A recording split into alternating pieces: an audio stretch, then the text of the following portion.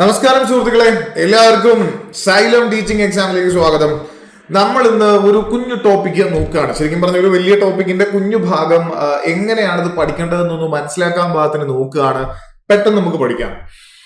എക്സാമുകളിൽ HSCയുടെ question പേപ്പറുകളിലൊക്കെ സ്ഥിര സാന്നിധ്യം, degree ലെവലിലെ question പേപ്പറുകളിലും അങ്ങനെ മൊത്തത്തിൽ നമ്മൾ പല ജോഗ്രഫി ഒരു മേജർ സബ്ജക്റ്റ് ആയിട്ട് പരിഗണിക്കുന്ന എല്ലാവിധ എക്സാമുകളിലും കാണുന്ന ഒരു ഭാഗമാണ് ഓഷ്യൻ കറൻസ് എന്ന് പറയുന്നത്. ആ ഓഷ്യൻ കറൻസിലെ കുറച്ച് ആൾക്കാരെ നമ്മളൊന്ന് പരിചയപ്പെടാൻ പോവാണ്. പ്രത്യേകിച്ച് നമ്മൾ പരിചയപ്പെടാൻ പോകുന്നത് ഈ കാണുന്ന സമുദ്രം. നിങ്ങൾക്ക് മനസ്സിലായോ? ഈ സമുദ്രം ചുമ്മാ അത് ഗസ് ചെയ്യും. നമ്മളിപ്പോ HSIക്കൊക്കെ ക്വസ്റ്റ്യൻ വരുന്ന ഒരു പാറ്റേൺ, അതുപോലെ ബാക്കി ടീച്ചിങ് എക്സാമുകൾക്ക്, അല്ലാത്ത എക്സാമുകൾക്ക്, ജോഗ്രഫി മെയിൻ ആയിട്ടുള്ള പല പരീക്ഷകളിലും കണ്ടുവരുന്ന ടോപ്പിക്കാണ്. ഈ ഓഷ്യൻ ഏതായിരുന്നായിരുന്നു എന്റെ ചോദ്യം. ഈ കാണുന്ന വൻകര നോർത്ത് അമേരിക്ക ആണെന്ന് മനസ്സിലാവും, ഇത് സൗത്ത് അമേരിക്ക ആണെന്ന് നമുക്ക് മനസ്സിലാവും, ഇവിടെയുള്ള വൻകര ഏഷ്യ ആണെന്ന് മനസ്സിലാവും, ഇവിടെയുള്ളത് ഓസ്ട്രേലിയ ആണെന്ന് മനസ്സിലാവും. എങ്കിൽ ഈ ഓഷ്യൻ ആണ് പസഫിക് ഓഷ്യൻ. പസഫിക് ഓഷ്യനിലുള്ള പ്രവാഹങ്ങളെയൊക്കെ നമ്മൾ ജസ്റ്റ് ഒന്ന് മാപ്പ് ചെയ്യാൻ പോവാണ്. പെട്ടെന്ന് മാപ്പ് ചെയ്യാം. പ്രവാഹങ്ങൾ രണ്ട് തരമാണുള്ളത്. ഒന്ന് ഉഷ്ണജലം വഹിച്ചുകൊണ്ട് പോകുന്നവ, അതിനെ നമ്മൾ ഉഷ്ണജല പ്രവാഹങ്ങൾ എന്ന് വിളിക്കും. മറ്റൊന്ന് ശീതജലമായിട്ട് പോകുന്നത് ശീതജല പ്രവാഹങ്ങൾ. സിമ്പിൾ. ചൂടുവെള്ളം പോകുന്ന ഉഷ്ണജലം, തണുപ്പുള്ള വെള്ളമായിട്ട് പോകുന്ന ശീതജലം, അത്രയേ ഉള്ളൂ. അപ്പൊ ഇവിടെ ശ്രദ്ധിച്ചോളുക. ഭൂമധ്യരേഖയുടെ വടക്ക് ഭാഗത്തോടു കൂടി പടിഞ്ഞാറേക്ക് ഇങ്ങനെ ഒരു പ്രവാഹം പോകുന്നുണ്ട്. ഈ പോകുന്ന പ്രവാഹത്തെ ഞാൻ വിളിക്കുന്ന പേരെന്താണെന്നറിയോ? ഈ പോകുന്ന പ്രവാഹത്തെ ഞാൻ വിളിക്കുന്നു NEC. NEC എന്ന് പറഞ്ഞാൽ എന്തായിരിക്കും? ഭൂമധ്യരേഖയുടെ വടക്ക് ഭാഗത്തൂടി പോകുന്ന പ്രവാഹമാണ്. അപ്പോ നോർത്ത്, ആരുടെ നോർത്ത്? ഇക്വേറ്ററിന്റെ നോർത്തിലൂടെ പോകുന്നതാണ്. ഇതിനെ നമ്മൾ നോർത്ത് ഇക്വറ്റോറിയൽ കറണ്ട് എന്നാണ് വിളിക്കുക. പേര് നോർത്ത് ഇക്വറ്റോറിയൽ കറണ്ട്. അങ്ങനെയാണെങ്കിൽ ഭൂമധ്യരേഖയുടെ തെക്ക് ഭാഗത്തോടു കൂടി പടിഞ്ഞാറോട്ട് ഒരു പ്രവാഹം പോകുന്നുണ്ട്. ഭൂമധ്യരേഖയുടെ തെക്ക് ഭാഗത്തോടു കൂടി പടിഞ്ഞാറോട്ട് പോകുന്ന ഈ പ്രവാഹത്തെ വിളിക്കുന്ന പേര് ഇപ്പോ നിങ്ങൾക്ക് ഊഹിക്കാൻ പറ്റും. കാരണം മറ്റേത് NEC ആണെങ്കിൽ ഇത് ആരാവണം? ഇത് SEC എന്ന് പറയുന്ന കറണ്ട് ആവണം. ഇത് SEC എന്ന് പറഞ്ഞ കറണ്ട് ആണ്. സൗത്ത് ഇക്വറ്റോറിയൽ കറണ്ട് ആണ്. മലയാളത്തിൽ പറയുന്നത് എങ്ങനെയാ? മലയാളം എഴുതിയ സ്ഥലം തികയാത്തതുകൊണ്ടാണ് ഇംഗ്ലീഷിൽ പറയുന്നത്. ഇതിനെ ഉത്തര മധ്യരേഖാ പ്രവാഹം എന്ന് വിളിക്കാം. ഇതിനെ ദക്ഷിണ മധ്യരേഖാ പ്രവാഹം എന്ന് വിളിക്കാം. ഇവരിവിടെ ഇടിച്ചിട്ട് ഒരാൾ ഇങ്ങോട്ട് പോകും, ഒരാൾ ഇങ്ങോട്ടേക്കൊക്കെ പോകും. അങ്ങനെ പോകാനാണ് സാധ്യത. പക്ഷെ കുറച്ചുപേര് ഇങ്ങോട്ടും അല്ലെങ്കിൽ ഈ കൊണ്ടുവരുന്ന വെള്ളത്തിന്റെ കുറച്ചു ഭാഗം ഇങ്ങോട്ടും കുറച്ചു ഭാഗം ഇങ്ങോട്ടും പോകുമെങ്കിൽ ഇതിന്റെ ബാക്കിയുള്ള വെള്ളം കുറച്ചിങ്ങോട്ടും പോയാൽ ബാക്കിയുള്ള വെള്ളം കൂടി ചേർന്ന് തിരിച്ചു പോകും. ഈ ബാലൻസ് ഉള്ള വെള്ളം കൂടി ചേർന്നിട്ട് പിന്നെ തിരിച്ചു പോകുന്നതിനെ നമ്മൾ വിളിക്കുന്ന പേര് ECC എന്നാണ്. അതിനെ ECC എന്ന് വിളിക്കും. ഈ തിരിച്ചു പോകുന്ന ആള് ECC ആണ്. തിരിച്ചു പോകുന്നതിനെ ECC എന്ന് വിളിക്കാം. ECCയുടെ ഡയറക്ഷൻ എങ്ങോട്ടാ? അത് കിഴക്ക് ഭാഗത്തോട്ടാണ്. ഫുൾ ഫോം എന്താ? ഇത് കൗണ്ടർ ദിശയിൽ പോകുന്ന ആളാ. കൗണ്ടർ ഡയറക്ഷനിൽ, ഓപ്പോസിറ്റ് ഡയറക്ഷനിൽ പോകുന്ന ആളായതുകൊണ്ട് ഇക്വറ്റോറിയൽ കൗണ്ടർ കറണ്ട് എന്നാണ് ഇതിനെ വിളിക്കുക. അപ്പൊ ഇങ്ങോട്ട് പോരുന്നത് NEC, ഇങ്ങോട്ട് പോരുന്ന SEC, രണ്ടും പടിഞ്ഞാറ് ദിശയിലേക്ക് പോവാ. നേരെ ഓപ്പോസിറ്റ് പോകുന്ന ആള്, ഇടിച്ചിട്ട് തിരിച്ചു പോകുന്ന ആള്, അല്ലെങ്കിൽ കൂടി ചേർന്നിട്ട് തിരിച്ചു പോകുന്ന ആളെ വിളിക്കുന്ന പേരാണ് ഇക്വറ്റോറിയൽ കൗണ്ടർ കറണ്ട് അഥവാ മധ്യരേഖ പ്രതിപ്രവാഹം. അങ്ങനെയാണ് നമ്മൾ വിളിക്കുക. ഇനി ശ്രദ്ധിക്കണേ, ഇവിടെ നോർത്ത് ഇക്വറ്റോറിയൽ കറണ്ട് ഈ ഭാഗത്തെ ദ്വീപുകൾ ഫിലിപ്പൈൻ ദ്വീപുകളാണ്. ഇത് ഫിലിപ്പൈൻസ്, ഇന്തോനേഷ്യയുടെ കുറെ ദ്വീപുകളുണ്ട്. ഇത് പാപ്പുവ ന്യൂഗിനിയാണ്. ഇത് ബോർണിയോ എന്ന് പറഞ്ഞ നമ്മുടെ ഇന്തോനേഷ്യയുടെ ഒക്കെ ഭാഗമായിട്ടുള്ള ദ്വീപുകളൊക്കെയാണ്. ഇത് ഫിലിപ്പൈൻ ദ്വീപുകളാണ്. ഈ ഭാഗത്ത് ഇടിച്ചിട്ട് കറങ്ങി തിരിഞ്ഞതേ മേളിലോട്ട് ഇങ്ങനെ ഒരു പോക്ക, ഇങ്ങനെ തിരിഞ്ഞു പോകും. ഇങ്ങനെ പോകുമ്പോൾ ഈ കറണ്ടിനെ വിളിക്കുന്ന പേരാണ് കുറോഷിയോ കറണ്ട്. ഇതിനെ വിളിക്കുന്ന പേര് കുറോഷിയോ എന്നാണ്. This current is cold Kuroshio. ഇതിനെ കുറോഷിയോ നമ്മൾ വിളിക്കും. ഇതിന്റെ ചെറിയൊരു ഭാഗം ഇങ്ങനെ കയറിപ്പോവും. ഈ ഭാഗം നിങ്ങൾ ശ്രദ്ധിച്ചോണേ. ഈ ദ്വീപ സമൂഹം ഒരു 4 ഐലൻഡിന്റെ ഗ്രൂപ്പ് ആയിട്ടുള്ള ഈ രാജ്യമാണ് ജപ്പാൻ. ഇതാണ് സീ ഓഫ് ജപ്പാൻ എന്നറിയപ്പെടുന്നത്. ഇതുവഴി പോകുമ്പോൾ ഇതിനെ വിളിക്കുന്ന പേര് തുഷിമ കറണ്ട് എന്നാണ്. തുഷിമ, ജപ്പാൻ സീയിലേക്ക് പ്രവേശിക്കുമ്പോൾ ഇത് പ്രധാനമായിട്ടും അറിയപ്പെടുന്ന പേര് തുഷിമ കറണ്ട് എന്നാണ്.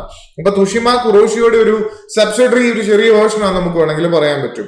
അപ്പൊ കുറോഷിയോ ഇങ്ങനെ പോകുമ്പോൾ ഒരു പ്രവാഹം നോക്കിക്കോണേ, മറ്റൊരു സ്വഭാവമുള്ള ഒരു പ്രവാഹം നേരെ ഇവിടുന്ന് ഇറങ്ങി പോരുവാണ്. നേരെ ഇവിടുന്ന് പോരുന്നു, നോർത്തിൽ നിന്ന് ഇങ്ങോട്ട് പോരുക.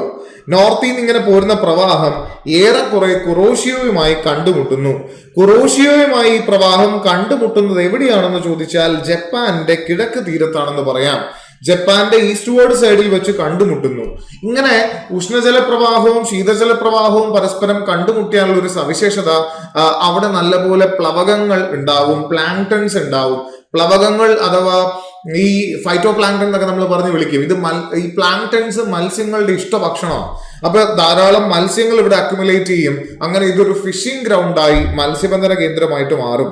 അപ്പൊ എന്തുകൊണ്ടാണ് ജപ്പാന്റെ കിഴക്കൻ തീരം ഒരു മത്സ്യബന്ധന കേന്ദ്രമായി മാറിയത്, ഇതൊരു മത്സ്യബന്ധന കേന്ദ്രമായി മാറിയതെന്ന് ചോദിച്ചാൽ ഉഷ്ണജല പ്രവാഹവും ശീതജല പ്രവാഹവും കണ്ടുമുട്ടുന്നതുകൊണ്ടാണ്. ഇവിടെ വരുന്ന ഈ ശീതജല പ്രവാഹത്തിന് വിളിക്കുന്ന പേര് ഒയാഷിയോ പ്രവാഹം എന്നാണ്. ഒയാഷിയോ. ഇനി ബാക്കി പറയാണ്. ഒയാഷിയോ കണ്ടുമുട്ടി. കുറോഷിയോ ഇവിടെ തീർന്നില്ല. കുറോഷിയുടെ തുടർച്ചതയെ പസഫിക്കിന്റെ വടക്കു ഭാഗത്തോട് ഇങ്ങനെ പോകുമ്പോൾ ഇതിനെ NPC എന്നാണ് നമ്മൾ വിളിക്കുക. NPC എന്ന് പറഞ്ഞാൽ എന്താ അറിയോ? നോർത്ത് പസഫിക് കറണ്ട് എന്നാണ് വിളിക്കുക.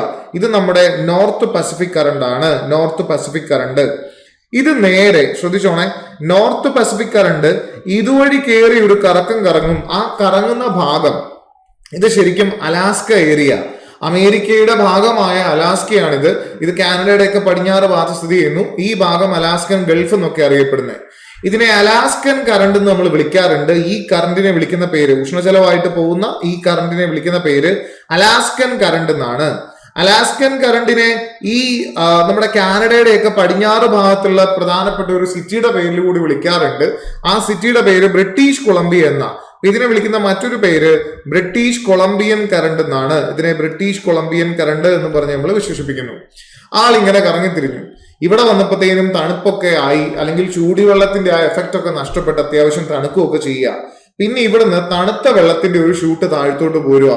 തണുത്ത വെള്ളം, ചൂടൊക്കെ നഷ്ടപ്പെട്ടതിന് ശേഷം തണുത്ത വെള്ളം നേരെ താഴ്ത്തോട്ട് വന്ന് നോർത്ത് ഇക്വറ്റോറിയൽ കറണ്ടുമായി ജോയിൻ ചെയ്യുക.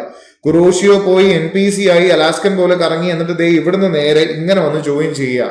ഈ ശീതജല പ്രവാഹം അറിയപ്പെടുന്നത് ഇവിടെയുള്ള ഇത് അമേരിക്കയല്ലേ, അമേരിക്കയുടെ പടിഞ്ഞാറ് ഭാഗത്തോട് ഇത് ഇങ്ങനെ പോരും. അമേരിക്കയുടെ പടിഞ്ഞാറൻ തീരത്തൂടെ പോരുമ്പോൾ ഇവിടെയുള്ള പ്രധാനപ്പെട്ട ഒരു പ്രദേശത്തിന്റെ പേരിൽ അറിയപ്പെടുക. ഈ പ്രദേശത്തിന്റെ പേര് കാലിഫോർണിയ എന്നാണ്. ഈ കറണ്ടിന്റെ പേരും അതുകൊണ്ട് കാലിഫോർണിയ എന്നാണ്. ഇതിനെ കാലിഫോർണിയൻ പ്രവാഹം എന്ന് വിശേഷിപ്പിക്കാം. ഇത്രയും ആൾക്കാരാണ് വടക്കേ പസഫിക്കിലെ, നോർത്ത് പസഫിക്കിലെ പ്രവാഹങ്ങൾ. ഇനി സൗത്ത് പസഫിക്കിലെ പ്രവാഹങ്ങളെ മനസ്സിലാക്കാം. അതിനു മുമ്പ് ഈ താഴെ ഈ ഭാഗത്തൊരു വൻകര ഉണ്ടെന്നുള്ള കാര്യം നിങ്ങൾ വിസ്മരിച്ചു പോകരുത്. ഇവിടെ ഒരു വൻകരയുണ്ട്. ആ വൻകര ഏതാണെന്നറിയോ? ഇവിടെയുള്ള വൻകരയാണ് അന്റാർട്ടിക്ക. അന്റാർട്ടിക്ക വൻകര ഇവിടെ ഉണ്ട്. ഇത് അന്റാർട്ടിക്കയാണ്. ഇത് ഉണ്ടെന്ന് ഓർത്തോളുക. ഈ അന്റാർട്ടിക്കയെ ചുറ്റിക്കറങ്ങി വളരെ ശക്തിയിൽ ഒരു പ്രവാഹം ഇങ്ങനെ പോകുന്നുണ്ട്. അന്റാർട്ടിക്കയെ ചുറ്റിക്കറങ്ങി പോകുന്ന ശക്തിയിൽ കറങ്ങുന്ന ഒരു ശീതജല പ്രവാഹം. അന്റാർട്ടിക്കയൊക്കെ തണുത്തിരിക്കുകയല്ലേ, അപ്പൊ അതിനെ ചുറ്റി പോകുന്ന പ്രവാഹത്തെ വിളിക്കുന്ന പേര് വെസ്റ്റ് വിൻഡ് ഡ്രിഫ്റ്റ് എന്നാണ്. മലയാളത്തിൽ ഇതിനെ വിളിക്കുന്ന പേര് പശ്ചിമ വാദ പ്രവാഹം എന്ന് വിളിക്കും. വെസ്റ്റ് വിൻഡ് ഡ്രിഫ്റ്റ് അഥവാ പശ്ചിമ വാദ പ്രവാഹം എന്ന് വിളിക്കും. ഇനി ഇവിടെ സംഭവിക്കുന്ന കാര്യം, ഈ സൗത്ത് ഇക്വറ്റോറിയൽ കറണ്ട് ഇവിടെയുള്ള ഈ ഓസ്ട്രേലിയയുടെ ഒക്കെ കിഴക്ക് ഭാഗത്തോട് ഇടിച്ചിട്ട് നേരെ താഴ്ത്തോട്ട് വന്ന് ഈ വെസ്റ്റ് വിൻഡ് ഡ്രിഫ്റ്റിലേക്ക് ജോയിൻ ചെയ്യും. അപ്പൊ ഇതുവഴി പോരുന്ന ആൾ നേരെ ഈ ഓസ്ട്രേലിയയുടെ കിഴക്ക് ഭാഗത്തോടെ ഇടിച്ച് വെസ്റ്റ് വിൻഡ് ഡ്രിഫ്റ്റിൽ ജോയിൻ ചെയ്യുമ്പോൾ നമ്മൾ ഇയാളെ വിളിക്കുന്ന പേരാണ്, എന്തെന്നാ വിളിക്കാന്നറിയോ? ഇയാളെ വിളിക്കും ഈസ്റ്റ് ഓസ്ട്രേലിയൻ കറണ്ട്. കാരണം ഓസ്ട്രേലിയയുടെ കിഴക്ക് ഭാഗത്തോടു കൂടി അത് പോരുന്നത്. ഇതിനെ ഈസ്റ്റ് ഓസ്ട്രേലിയൻ കറണ്ട് എന്നാണ് നമ്മൾ വിശേഷിപ്പിക്കുക. ഇത് വെസ്റ്റ് വിൻഡ് ഡ്രിഫ്റ്റുമായി ജോയിൻ ചെയ്യുന്നു. വെസ്റ്റ് വിൻഡ് ഡ്രിഫ്റ്റുമായി ജോയിൻ ചെയ്ത് ഇങ്ങനെ പോന്ന് ഇവിടെ വരുമ്പോ നേരെ തെക്കേ അമേരിക്കയുടെ പടിഞ്ഞാറ് ഭാഗത്തോടെ ഇടിച്ച് ഇങ്ങനെ കയറി പോവാ. തെക്കേ അമേരിക്കയുടെ പടിഞ്ഞാറ് ഭാഗത്തോടെ ഇടിച്ച് കയറി പോകുമ്പോൾ ഇവിടെ തെക്കേ അമേരിക്കയുടെ പടിഞ്ഞാറുള്ള ഒരു രാജ്യത്തിന്റെ പേരിലാണ് പ്രധാനമായും ഈ കറണ്ട് അറിയപ്പെടുക. ഇതിനെ വിളിക്കുന്ന പേര് പെറു കറണ്ട് എന്നാണ്. പെറു കറണ്ട്, അല്ലെങ്കിൽ ഒരു സയന്റിസ്റ്റിന്റെ പേരില് ഹംബോൾട്ട് കറണ്ട് എന്നും വിളിക്കാറുണ്ട്. Humboldt current is equal to Peru current. ആള് വന്ന് എവിടെ ജോയിൻ ചെയ്തു?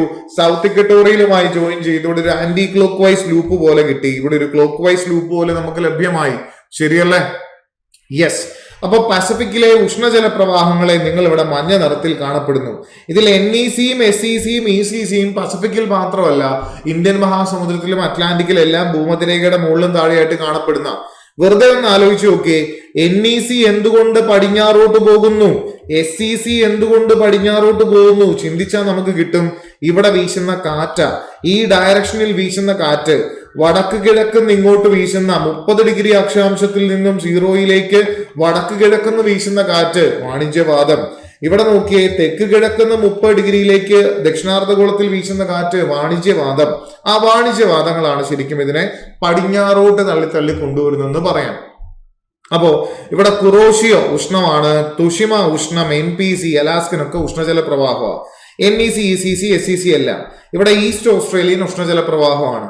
പെറു കറണ്ട് ശീതം, വെസ്റ്റ് വിൻഡ് ഡ്രിഫ്റ്റ് ശീതം, കാലിഫോർണിയ ശീതം, ഇവിടെ ഒയാഷിയോ ശീതം. ഇത് നമ്മൾ മനസ്സിലാക്കി. ഇത്രയും മാത്രം നമുക്ക് അറിവ് കിട്ടി. ഇനി ഒരു ചോദ്യം, നമ്മുടെ കഴിഞ്ഞ 2022 HSIയുടെ ഒരു ക്വസ്റ്റ്യൻ നമുക്ക് ചെയ്തു നോക്കാം.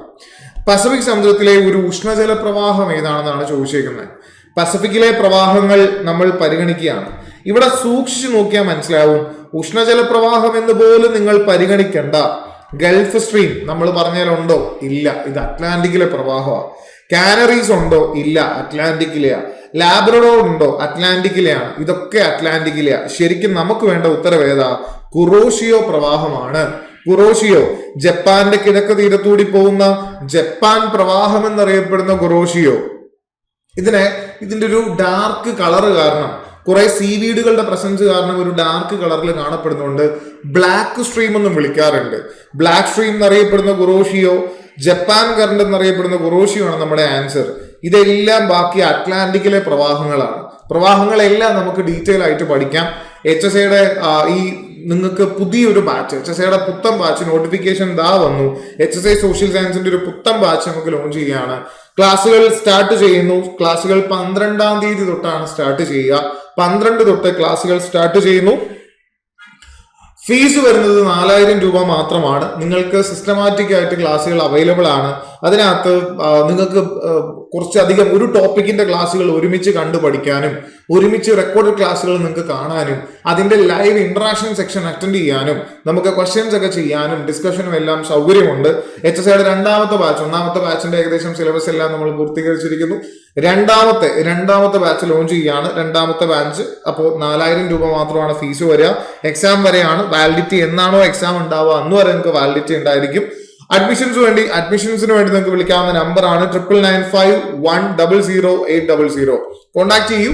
നിങ്ങൾ കാര്യഗൗരവമായി പ്രിപ്പയർ ചെയ്തു, നിങ്ങളൊരു ടീച്ചിങ് ജോലിയൊക്കെ ആഗ്രഹിക്കുന്നു, കുട്ടികളെയൊക്കെ സോഷ്യൽ സയൻസ് ഒക്കെ ഒന്ന് വൃത്തിക്ക് മനസ്സിലാക്കി പഠിപ്പിക്കണം, ടീച്ചിങ് ഒരു പാഷനായിട്ട് നിങ്ങൾ കാണുന്നു, നിങ്ങൾക്ക് ഒരു സെക്യൂർ ആയിട്ടുള്ള ജോബ് ഉറപ്പിക്കണം എന്നൊക്കെ നിങ്ങൾ ആഗ്രഹിക്കുന്നുണ്ടെങ്കിൽ ഈ എക്സാമിന് തീർച്ചയായിട്ടും പ്രിപ്പയർ ചെയ്ത് നിങ്ങൾക്ക് എഴുതാവുന്നതാണ്. ബാക്കിയുള്ളടുത്ത് അത്രയും ഫീസും കാര്യങ്ങളൊന്നുമില്ല. ഒത്തിരി നമ്മളെ കുറിച്ച് പുകഴ്ത്തി പറയാനൊന്നുമില്ല. നമ്മുടെ കഴിഞ്ഞ ബാച്ചിലുള്ള ഏതെങ്കിലും കുട്ടികളോട് നിങ്ങൾ ചോദിച്ചു നോക്കുക, വർത്താണ്, പ്രയോജനം ഉണ്ടോ എന്ന് ചോദിച്ചു നോക്കുക, നിങ്ങൾ ജോയിൻ ചെയ്യുക. അപ്പോൾ കറൻസ് എല്ലാം നമ്മൾ പഠിക്കും. എല്ലാ ടോപ്പിക്കും എൻ്റെ അത് കവർ ചെയ്യുന്നതായിരിക്കും. എല്ലാവർക്കും ഓൾ ദ ബെസ്റ്റ്. വീണ്ടും നമുക്ക് കാണാം, ക്ലാസ്സുകളിൽ കാണാം. Yes, by.